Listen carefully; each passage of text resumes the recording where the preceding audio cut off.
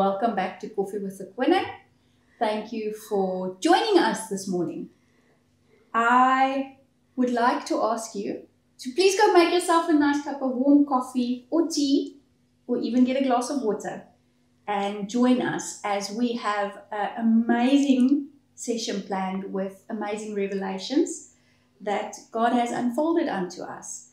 And also then, Father God, I just want to thank you that you are here with us today, and may you take your seat of honor at the table today and be the King of Kings at our coffee table today. I've got the wonderful privilege of having Amanda back again. Thank you so much, Amanda, for making time for us once again to come and share with us what God has showed you and revealed unto you. It's so amazing. Thank you, Esti, and I'm delighted to be with you and to share on faith. Faith is my strongest gift, so I love to help people grow in radical, obedient faith. That's amazing. That's amazing. So firstly, before I let you loose, I'm gonna read out of Colossians and I'm gonna read out of Matthew. And like she said, she gave it away. She's talking about faith and how important faith really is. So you'll see there's a little painting there just to give you an illustration of what she is talking about and what God has actually showed her. So I'm going to start in Matthew. Let me just get my things together here. And it is Matthew 17 verse 20. Let me just get it. Jesus told them, I tell you the truth, if you had faith, even as small as a mustard seed, you could say to this mountain, move from here to there, and it would move. Nothing would be impossible. Amazing. And in Colossians, Jesus also said, let you be rooted and let your roots grow down into Him, and let your lives be built on Him. Then your faith will grow strong in the truth you were taught, and you will overflow with thankfulness. Amen. How amazing. And today I pray that as we delve into this word of faith, that it will be faith that will take root in your hearts, and that it will take root in God Himself, that you would be thankful to see and hear and know what God has in store for you. So Amanda, the floor is all yours. Thank you, Esti. So, in Luke 18 verse 8, Jesus spoke and He said, on the B part of verse 8, He said, will the Son of Man find faith when He returns to this earth? Mm-hmm. So for God, it's very, very important that we as reborn, spirit-filled, on fire for the Lord, children will stir up our holy faith. Every person has received a measure of faith. Mm. And what we do with that faith is very important. So I want to read from Matthew 13 verse 31 and 32 and just explain a little bit from this scripture verse what God has actually revealed to me about mustard seed faith. So I like to say that we need to grow from mustard seed faith to dominion. Yes. To understand how to rule as kings with our King Jesus on earth. Not one day, God has called us. So He says the kingdom of heaven is like a mustard seed. So the Lord compare His kingdom with a mustard seed, which a man took and sowed in his field. Though it is the smallest of seeds, yet when it grows, it is the largest of garden plants and becomes a tree, so that the birds come and perch in its branches. Now, I grew up with a little lie, and that is that Jesus said we only need faith as small as a mustard seed. Yeah. And I believe that today God is going to radically deliver us from a small thinking. Yes. And from small faith right into the real faith that the Lord compares to his kingdom. Now we all know that the word of God says that the kingdom of God extends day and night. This is a given. And Jesus compared the mustard seed, little seed of faith to his kingdom. But he never said that the seed is as small as the kingdom, or that faith is as small as a mustard seed. He was speaking about the invasive features of the mustard seed, the reach of the mustard seed, and how the Lord wanted us to understand that every person received the small seed called faith in our lives, but that he wants us to extend the faith by steps of obedience, by stirring up our holy faith, like Jude 1:20 says. Yeah. We need to stir up our holy faith. So there's action involved in the kind of faith that the Lord is speaking about. So the kingdom of heaven is like a mustard seed, which a man took and sowed in his field. We are the garden of God. We are a field unto God.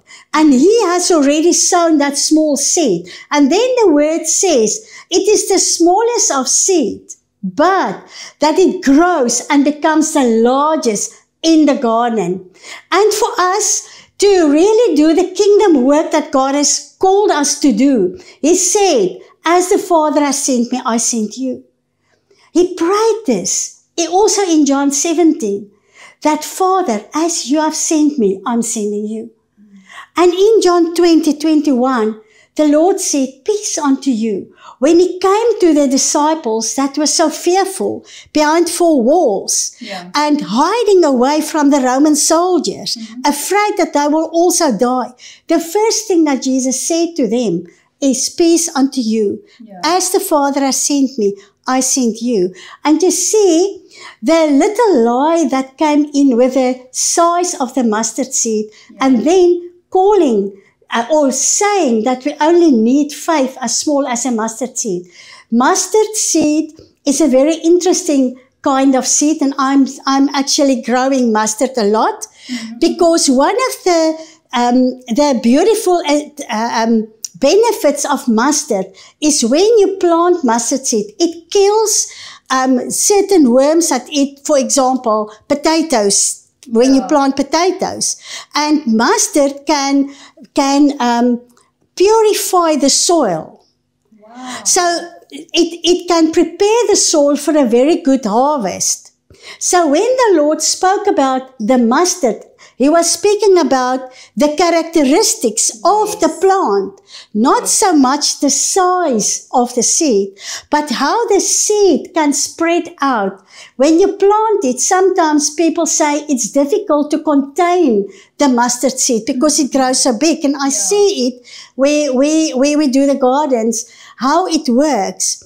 So what it does is it actually removes the harmful worms and things that and bacteria that's not healthy for plants to grow. That's not beneficial to plants. It removes that from the soil. So our faith mixed with truth, mixed with love, and we will see that scripture about love soon, is necessary, for us to mix the faith with the truth of the Word of God. Because it is when it's mixed with the truth that it starts to spread out. It is our steps of obedience. Faith without good works, says the Word of God, is nothing. Yeah. We cannot only have good works without faith, but when we put action to the instructions that the Lord has given us, and he said, as the Father has sent me, I sent you. Yeah. And meaning that what I did, you will even do more. That's what Jesus said. Go ye into the world, Matthew 19, 28 verse 19, go ye into the world. And for all those steps of obedience, we need faith, and we need our faith to grow. Yes. We need to stir up our holy faith. So in Galatians 5:6b, the word says all that matters now is living in the faith that works and expresses itself through love. Now, one of the things about the mustard seed that I've discovered, it's good and well that you sow it, but it needs a lot of love to grow. You need to tend, and then it takes root and it becomes a very strong plant. And for us to grow in faith, we need to connect properly with the love of the Lord, because it is trust in God that helps us to grow faith that will invade spaces, that will invade darkness, that will take us to the darkest of corners of our towns and cities and places where God wants to use us.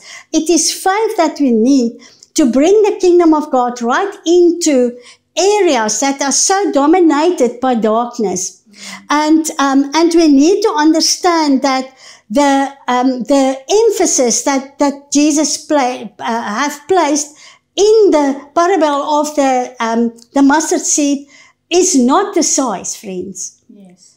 It is the influence that faith can have if we dare to stir up our holy faith. So out of experience, Esti, when the Lord first started to help me to stir up the faith in my life, He would give me very short instructions. Yes. For example, my youngest son was born with a skull defect, and the people thought he's got a waterhead. That's what in Afrikaans, what we call it. And the doctors wanted to operate on him immediately. And at that point, I was very shy. I couldn't speak in front of people, but I had one habit, or a discipline, we can call that, and is to ask God, what do you think of this? Yes. And what do you say of this? And this is how God taught me to stir up the faith in me. And in the theater, I asked God, what do you say about this? And the Lord said to me, it's not my will. And I had enough faith in God's integrity, in His character, to tell my husband, this is not God. We should not operate. Yes. And then 6 weeks later, they convinced me to take my son for x-rays.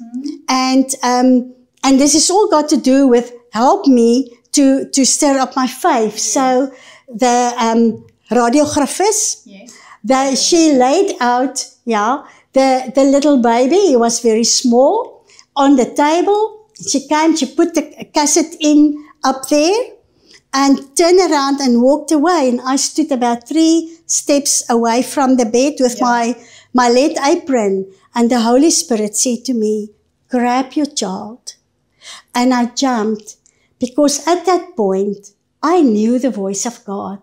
But I had to learn how to stir up the gift in me, which was faith. Yes. And I jumped. I trusted God enough to jump and grab my child.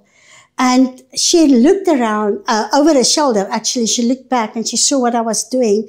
And she got like mad at me. Why? And the next moment, that entire black box came loose and fell exactly. And that's where... And God saved my child because of a step of obedience. And not only obedience, faith in God. And faith in hearing the correct voice and knowing you're hearing correctly. It's faith that will help you to trust the voice of God in your life. And you see, if that faith stays as small as a mustard seed, it will never take you to the places where you can take the kingdom of God back. That suffered violence.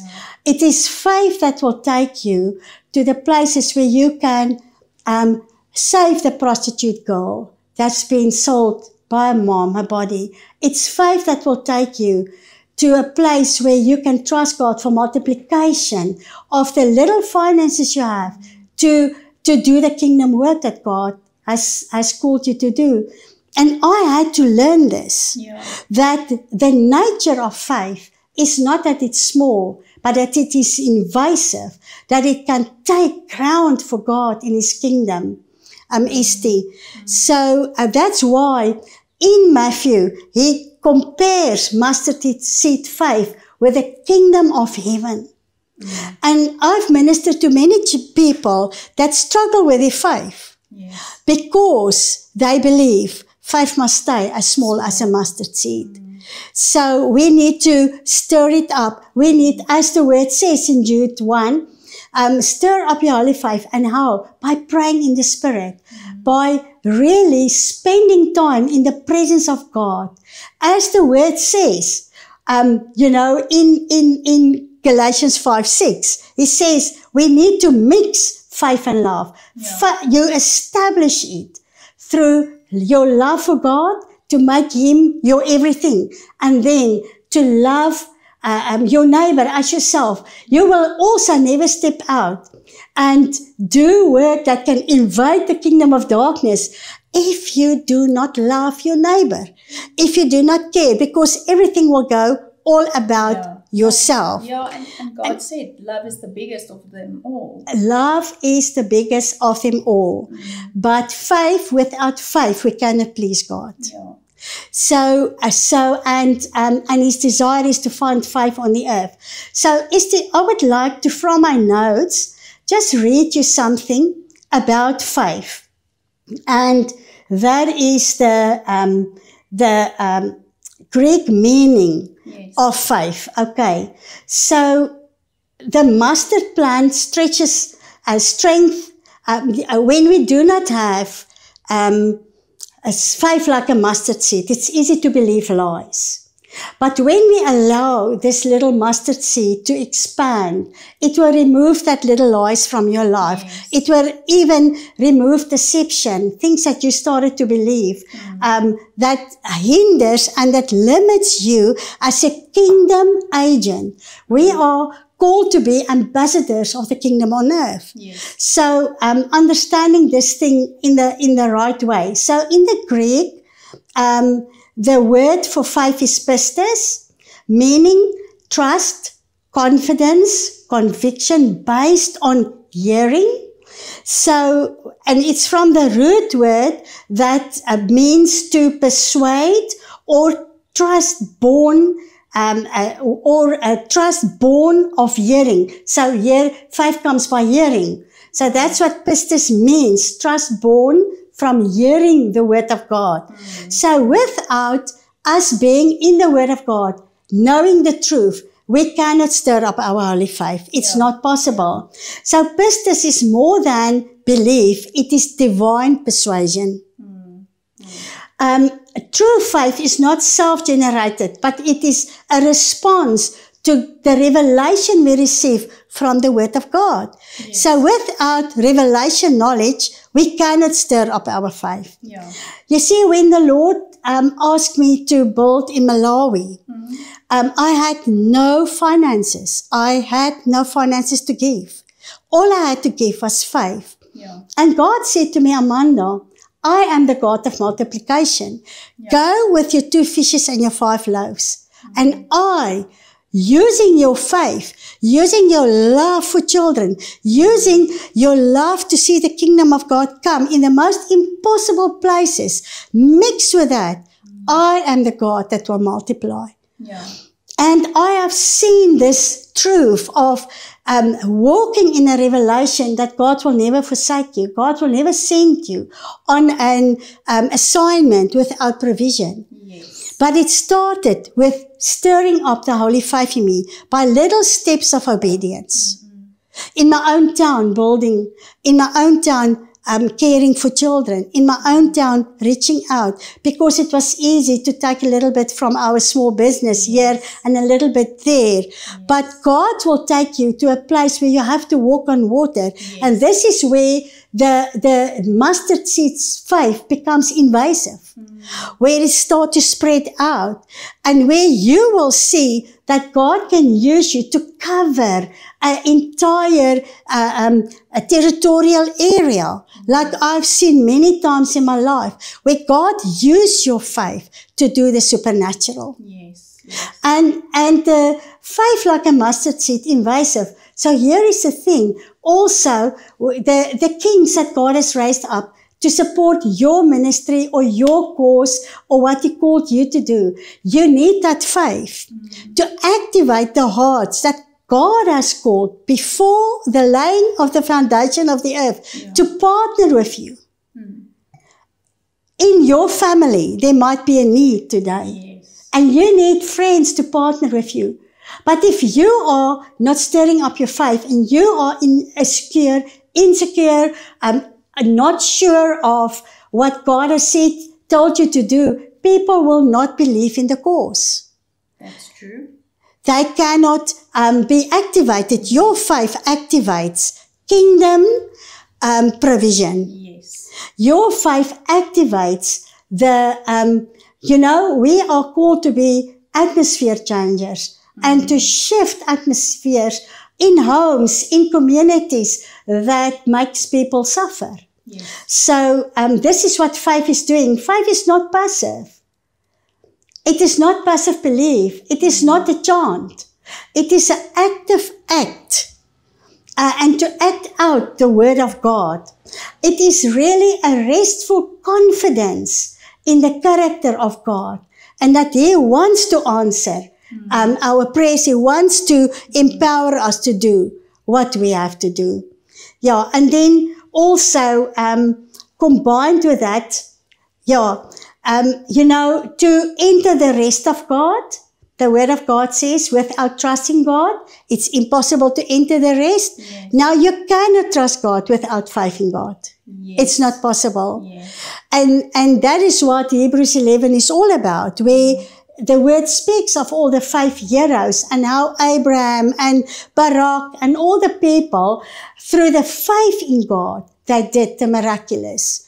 And through the faith in God, they could safeguard generations to come. Yeah. And through faith in God, we are benefiting from Abraham, the inheritance that we have through Abraham, the blessings that is activated through salvation. It's through faith. So, Esti, for me, it's really important to stir up your faith and not to believe that you only have faith as small as a mustard seed, but that mustard seed, once it has germinated, it becomes a tree and it can become a shelter for your family. Many miracles happened. I've seen many, many real miracles in my life. And one of them was my mom. When she saw the steadfast faith in God in my life. And at a point she came to me and she said to me, Amanda, we've been mocking you. And we've been mocking your faith. But today I can see that God can use one person, faithful, to lead an entire family to salvation, but also into a place where we trust the Lord. So, That's amazing. It's amazing to hear that we all think faith must be just a small mustard seed and that's all that it needs to be. And while I was sitting here and you were speaking, God just showed me that the further He's going to take you, the bigger the faith. Yes. So, guys, start growing in your faith. Take up this word of God. Read it, eat it, live it, breathe it. Just get into the word of God and stir up your faith. And I want to say, Amanda, thank you. Thank you for this beautiful explanation, this revelation that you came to give us. Would you please pray for everyone out there that needs faith, that is stuck in that mindset of small mustard seed faith, that they will break forth and germinate and just get bigger and bigger faith to move more and more mountains in their lives. Yes. Father, I thank you for the word in Daniel that says, those who know their God will do mighty exploits for God. And Lord, you have called us to a radical faith life in you. You have called us to faith that will move mountains. And it is the faith like a mustard seed that can invade areas that you have called us to. I ask you, Lord, that you forgive us as your children for not trusting you enough, for not taking time to stir our holy faith up as you ask us in Jude 1:20. Father, I pray that you impart today the truth of the word, that mustard seed faith can grow until it's a gigantic, beautiful tree that will invade spaces, that will remove darkness, that will bring the promises of God and the generational blessings of God to families and activate that, Lord. That faith that will lead many to salvation. That faith that will do what Jesus did on the earth. I pray for an activation in my sister, in my brother, in every person that watches this video, Lord. I pray that we as the church will become relevant because we understand as we are faithful in the little, Lord, you will help us to grow until our lives bear beautiful export fruit and until our faith can move mountains in families, in villages for that matter, in cities, Lord, in nations that are called to be those who will be hope carriers like South Africa to the continent. Father, I pray, stir up the holy faith in each one of us. In Jesus' name, amen. Amen. Thank you, Amanda. I appreciate it so much for your time today. And may you be blessed with everything you do. And may God supply all your needs. Thank you with everything so much. You're up to. And thank you, guys. Thank you for joining us. Enjoy and have a wonderful rest of your day. See you next time.